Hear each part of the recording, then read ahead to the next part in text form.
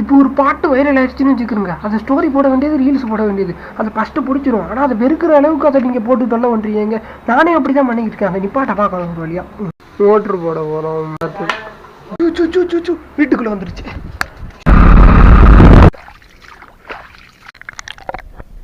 ஒரு வழியாக துவச்சி காயப்பட்டாச்சு. மழை வருமோ, ஐயோ எல்லாம் வீணாக போச்சு. போங்க இங்கே பாடுறேன்.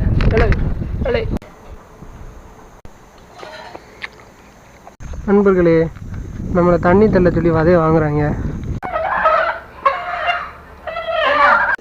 கோழி முட்டை போட்டிருக்கலே, இதுக்கு தெரியும். பஸ் ஸ்டாண்ட் போய்கிட்டு இருக்கோம். பஸ்ஸை விட்டு இறங்கி